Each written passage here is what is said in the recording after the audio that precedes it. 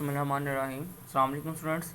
अच्छा बच्चा, आज हम लोग नेक्स्ट टॉपिक स्टार्ट करते हैं और इसके रिलेटेड में थोड़ा सा ये थ्योरी है कि जी differential question of higher order.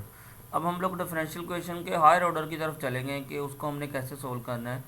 तो सबसे पहले ये चीज़ आ रही है कि जी ये थोड़ी सी ना थ्योरी है, इसको आपने देखना है क्योंकि इस थ्योरी के में जो रिजल्ट आएंगे ना उन्हीं को हमने नेक्स्ट यूज़ करना है। तो ये बड़े ज़रूरी हैं कुछ चीज़ें।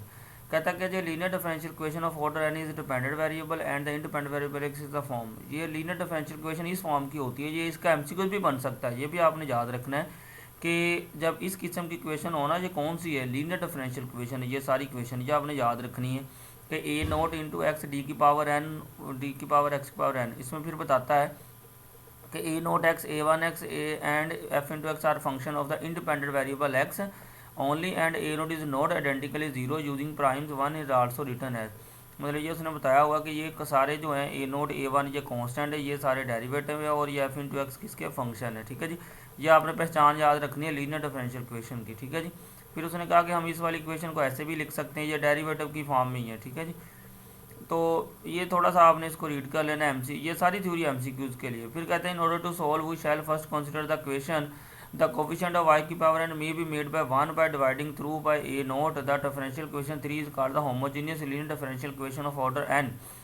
Word homogeneous here is quite different from the one already mentioned. If f is not identically 0 then is called non-homogeneous and 3 is called the associated homogeneous equation of 2. अच्छा, इसमें आपने सिंपल एक बात याद रखनी है कि होमोजीनियस और नॉन होमोजीनियस को सोल्व करने के अलग अलग तरीके होने हैं। ठीक है जी, अब कहता है कि होमोजीनियस इक्वेशन कब होनी है, आपने ये चीज़ याद रखनी है कि जब ये इधर मतलब कि राइट हैंड साइड पे ये जो इधर जब ज़ीरो होगा इक्वेशन पे, वो आपकी होगी होमोजीनियस इक्वेशन। इसका एक और भी तरीका होता है होमोजीनियस का। एक तो ये चीज़ देखते हैं हम लोग के राइट हैंड साइड पे ज़ीरो हो, दूसरा हम लोग देखते हैं कि इनमें जितने भी वेरिएबल आ रहे हैं हर एक वेरिएबल के मतलब कि टर्म्स की जो डिग्री है वो सबकी सेम होनी चाहिए। ठीक है, एक तो ये देखते हैं कि होमोजीनियस की, एक ये देखते हैं कि राइट हैंड साइड पे इधर जीरो हो तो उसको हम कहते हैं होमोजीनियस। अगर इस राइट हैंड साइड पर जीरो ना हो, कोई ना कोई फंक्शन हो, उसको हम कहते हैं नॉन होमोजीनियस। एक तो ये चीज़ आपने याद रखनी है। फिर ये एक डेफिनेशन बताई हुई है, इसकी इतनी ज़रूरत नहीं है, इसको रहने देते हैं। फिर जो काम की बात है, एक ये काम की बात है जी, ये हम लोग नेक्स्ट करेंगे। ठीक है जी, कि ये होमोजीनियस इक्वेशन होगी तो कहता है कि जी y p p n any particular solution y does not contain y c plus y p is the general solution of 2p। मतलब आपने इसमें याद रखना है कि जब होमोजीनियस इक्वेशन होगी ना, होमोजीनियस इक्वेशन के लिए हमने सोल्यूशन सिर्फ वाई सी निकालना है, मतलब कि पार्टिकुलर इंटीग्रल। लेकिन जब नॉन होमोजीनियस होगी उसके लिए हमने दोनों निकालने हैं, वाई सी और वाई पी। वाई सी का क्या मतलब है, कॉम्प्लीमेंट्री फंक्शन है, वाई पी का क्या मतलब है, पार्टिकुलर इंटीग्रल। इनके निकालने के अलग अलग तरीके। बाकी ये थ्योरी आप एक दफ़ा ना सारी रीड कर लेना और इसमें काम की कोई बात नहीं। फिर नेक्स्ट आ जाता है, यही उसने बताया हुआ देखें कि find the general solution to we have already independent. देखें y is equal to y c as the general solution in general solution for y c is called the complementary function and y p is called the particular integral. तो आपने सिर्फ ये याद रखना है कि non homogeneous के लिए हमने ये सोल्यूशन इसके इक्वल होगा, होमोजीनियस के लिए हमने सिर्फ पार्टिकुलर ये सी एफ निकालना है, सिर्फ कॉम्प्लीमेंट्री फंक्शन है। फिर नेक्स्ट आ गया जी होमोजीनियस लीनियर इक्वेशन है, ये भी आपने याद रखनी है। इस क्वेश्चन की पहचान है कि ये होमोजीनियस क्वेश्चन है। ठीक है, ये क्वेश्चन देखें ना आप, होमोजीनियस क्वेश्चन है, देखो आपको नजर आ रहा है ना राइट हैंड साइड पे क्या देखें, इधर जीरो है। ये आपने पहचान याद रखनी है कि होमोजीनियस लीनियर क्वेश्चन कब होगी कि जब इस राइट हैंड साइड पे जीरो होगा और सारे वेरिएबल की डिग्री क्या होगी, टर्म की 1 होगी। ये दो चीज़ें याद रखनी होमोजीनियस क्वेश्चन के अंदर। तो अब देखेंगे जब राइट हैंड साइड पर जीरो होगा इधर, तो इसको सोल्व करने का तरीका क्या होगा, एक होमोजीनियस एक नॉन होमोजीनियस। अभी सिर्फ हम लोग ये 10.1 में करेंगे होमोजीनियस को सोल्व। तो ये क्वेश्चन इस किस्म की, ये भी आपने क्वेश्चन याद रखनी है, जनरल है। ठीक है, इसका एमसीक्यू बन सकता है कि होमोजीनियस क्वेश्चन किस किस्म की होती है। तो ये आपने क्वेश्चन याद रखने के पीछे मैंने क्वेश्चन बताई थी, आपको साथ साथ बता रहा हूँ कि इन चीज़ों के इन्हीं के एमसीक्यूज बनते हैं। फिर उसने इसमें बताया हुआ कि ए नोट ए वन ये क्या है, ये कांस्टेंट है, मतलब कि ए नोट ए वन इसकी जगह मतलब कि 1 2 3 कोई भी आ सकता है, ये कांस्टेंट है, बाकी ये डेरिवेटिव को शो कर रहे हैं। तो ये इसको आप एक दफ़ा रीड कर लेना। फिर कहता क्या है, कहता है सोल्यूशन ऑफ वन इमस, ये उसने ना तरीका बताया हुआ सोल्यूशन को सोल्व करने का कि आपको अगर होमोजीनियस इक्वेशन दी हुई है, मतलब कि ये आपको कोई भी होमोजीनियस इक्वेशन दे दिया, आपने इसको सोल्व करना है। सोल्व करने का उसने तरीका ये बताया हुआ है कि जी क्या करना था, कैरेक्टरिस्टिक और ऑक्सिलरी इक्वेशन होता है given differential equation one observe one. ये आपको मैं एग्जांपल करवाता हूँ, आपको तो क्लियर हो जाएगा। जब हमने होमोजीनियस को सोल्व करना है ना, इतना बताता हूँ कि होमोजीनियस को जब हमने सोल्व करना है, होमोजीनियस को सोल्व करने के बाद हमारे पास 3 किस्म के सोल्यूशन आने हैं, ये उसने बताया हुआ है कि जी जो सोल्यूशन आने या जो केस बने ना हमारे पास, एक रियल एंड डिस्टिंक्ट बनना है, एक रियल एंड रिपीटेड बनना है, कॉम्प्लेक्स बनना है। इसको अब तीनों को लिखने के अलग अलग तरीके हैं और यही हमने 10.1 में यही काम करना है। अभी मैं सिर्फ चूँकि हम लोग आज पहला रूल ही करेंगे तो मैं पहले रूल के रिलेटेड ही आपको बताऊँगा। ठीक है, आपने करना क्या, सबसे पहले आपने उसकी लिखनी होती है करेक्टरिस्टिक इक्वेशन। करेक्टरिस्टिक इक्वेशन में क्या करना होता है कि सिर्फ इस वेरिएबल को देखें, ये वाली टर्म को छोड़ के इस वाली टर्म को इक्वल 0 के लिखना होता है। देखें ये जनरल उसने बताया हुआ ना कि ये वाली जो एक टर्म वेरिएबल होगा ना, इसको छोड़ के आपने ये ब्रैकेट में जो इक्वेशन होगी ना, इसको इक्वल 0 के लिख देना, उसको कहते हैं करेक्टरिस्टिक इक्वेशन। फिर आपने उसको सोल्व करना है। सोल्व करने के बाद आपके पास 3 किस्म के ये केस आएंगे। आप अब इन तीनों किस्मों को ना लिखने के तरीके अलग अलग है। अभी मैं सिर्फ एक तरीके को डिस्कस करता हूँ, यही हम लोग सोल्व करेंगे। इसकी मैं एग्जांपल भी करवाता हूँ। सबसे पहले उसने कहा कि जी अगर आपने उसको होमोजेनियस को सोल्व किया, आपके पास ये डिस्टिंक्ट रियल रूट्स आ गए कि ये आपके फर्ज करो रूट्स M1 M2 M3, इसको लिखने का तरीका क्या होगा, ये आपने फार्मूला की याद रखना है। ये सबसे इंपॉर्टेंट है, ये वाली चीज़। ठीक है, ये सबसे इंपॉर्टेंट है, वेरी वेरी इंपॉर्टेंट, इसको आपने याद रखना है। अब इसमें क्या देखें कि C1 C2 C3 are arbitrary constant.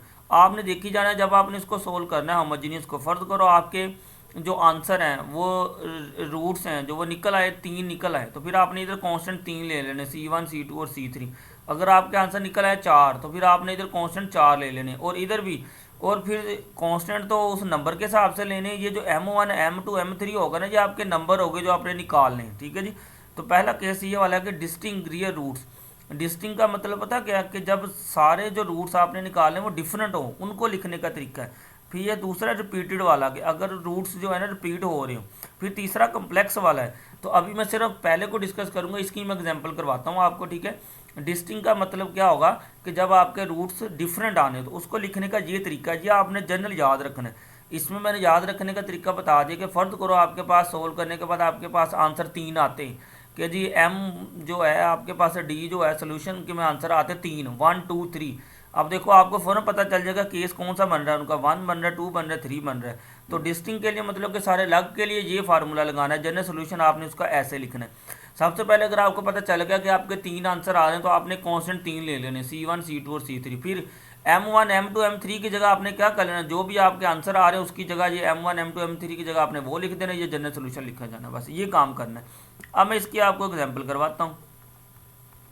अभी बाकी जो केस है ना वो नेक्स्ट लेक्चर में करेंगे, अभी मैं सिर्फ फर्स्ट केस का कर रहा हूँ। ये एग्जाम्पल नंबर 1 है, ये उसने सोल्व की हो। देखें वो कहता है जी इसको सोल्व करें। सबसे पहले आपने करेक्टरिस्टिक इक्वेशन लिखनी है। करेक्टरिस्टिक इक्वेशन लिखने के बाद करेक्टरिस्टिक इक्वेशन कैसे लिखनी है आपने, अभी मैंने पीछे बताया था कि इस y को छोड़ के ये जो चीज़ ब्रैकेट के अंदर होगी ना, इसको आपने रख देना इक्वल टू 0। इक्वल टू 0 रख के इसको आपने सोल्व कर लेना है। सोल्व करने के बाद आप देखें ये दोनों रूट्स, इनमें फ़र्क रखना है। देखो कि आप ये दूसरा सोल्व करते हैं, इसमें देखो रूट्स ये रिपीट हो रहे हैं, रिपीट हो रहे हैं ना, इसको लिखने का अलग तरीका है। अभी मैं सिर्फ केस 1 की बात कर रहा हूँ कि जिसमें जो रूट्स हैं ना वो डिस्टिंक्ट आने, मतलब कि मुख्तलिफ आने। जैसे देखो ये दोनों रूट मुख्तलिफ हैं, इनको लिखने का तरीका क्या होगा।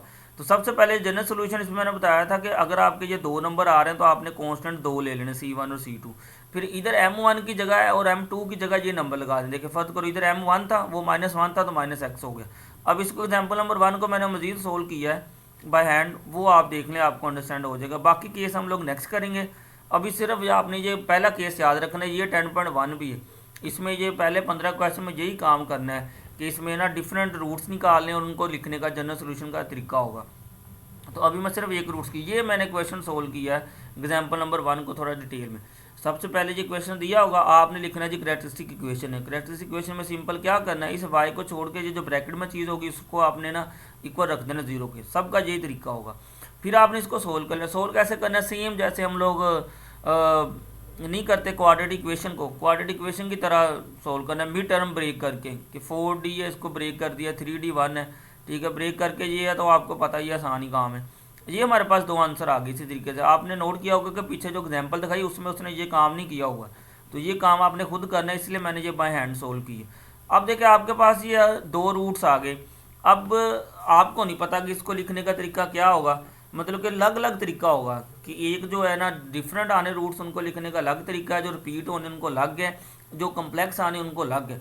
अब आपको ये दोनों रूट्स देख के अंदाज़ा हो गया होगा कि ये दोनों रूट्स अलग अलग हैं। इसका मतलब ये डिस्टिंक्ट है, तो इसको लिखने का जनरल फार्मूला कौन सा, ये आपने फार्मूला ज़ुबानी याद कर लेना सारा ही, ठीक है। अब इसमें आपको मैंने बता दिया कि आपने इसको सोल्व कैसे करना है। देखें सबसे पहले आपने देखना है आपके पास ये आंसर कितने आ रहे हैं, 2 आ रहे हैं, तो आपने इधर से कांस्टेंट 2 ले लेने, C1 और C2। फिर आपको मैंने बताया था कि ये जो M1 और M2 है ना, इसकी जगह आपने क्या लिखना है, ये आंसर लिखने ये वाले। जैसे इधर मैंने बताया भी हुआ कि अब आपके 2 आए, तो इसका मतलब आपका जो M1 है वो कितना है, -1 है, M2 कितना है, -3। अब इसमें लगा लें, देखें C1 e की पावर, इधर M1 की वैल्यू लगा दें, M1 कितना था, इधर -1 था तो -x हो गया, प्लस C2 e की पावर, M2 आपका कितना है, -3 है तो -3x है, ठीक है जी। इस तरह आपने इसका सोल्यूशन लिख, फर्ज करो इधर D का आंसर एक और आ जाता, मतलब कि 4 भी आ जाता, फिर एक तो आपने क्या काम करना था, इधर इधर प्लस लिख के C3 भी कर लेना था, और इधर इसकी जगह आपने M लिख देना, e की पावर M4x लिख देना, ठीक है जी।